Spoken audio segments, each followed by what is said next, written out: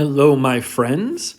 Today I am bringing you a tour of the castle of Charles V, Carlo V, in Lecce, Italy, down in the very southern boot heel. Now, this is a castle that was reinforced, redesigned, and the current construction pretty much dates from 1539, the reign of Charles V of Spain, who held sovereignty over this part and most of southern Italy. Check out those doors. I love the raised bits that mean if you try and bash it in with your shoulder, you're going to really end up messing up your shoulder. But this is the entrance hall, and you can see there are a number of parts of the castle which are very gently requested you don't go to. However, the fact that it's just a rope does tend to give an idea of how strenuous their security measures are.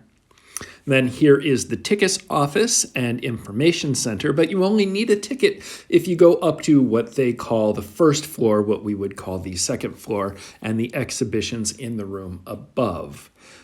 The building is currently used as a center for cultural affairs, and you can still see a couple bits because it does function also as a local history museum, in addition to being its own active historical and archaeological site. As we continue from the main entry area into the courtyard, you can see the archaeological excavations of a previous Norman structure. Now, southern Italy has been a conflict zone throughout most of the Middle Ages, whether it was the German Hohenstaufens, the Emperor Frederick II, and the Normans, who conquered southern Italy before it all became a Spanish possession and then was being held by the Crown of Aragon, which then, with Ferdinand and Isabella, merged into the modern crown of the Kingdom of Spain. And so the fact that this has been a fortified area for so many years means that even though this current structure is a fairly singular 16th century creation, there are, as I mentioned, the excavations of the previous Norman defensive structures.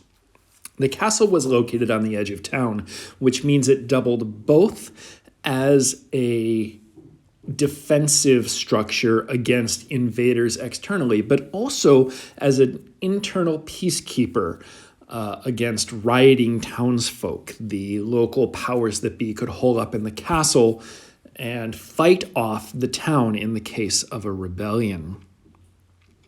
Now, it is currently being undergoing some renovation, and I'm really pleased that they are taking steps to make sure that it can stay with us for hopefully another 5 centuries. And I really enjoy the fact that it is being preserved and is, as I mentioned, an active cultural heritage site. In the 19th century, parts of it were even a theater. It has continued to be a cultural and local institutional structure long since its defensive capabilities were no longer needed, which is probably a good thing because they demolished a church and a monastery in order to build the thing in the beginning. Now, this entry hall is the site of a video that I took a few years ago, and I am very pleased with those videos, and I didn't want to duplicate them. However, I did want to take you along on a tour of what I got to wander through. This is essentially just a local shortcut. They just leave it open for locals to wander through the castle on their way in town. Thank you so much for your support.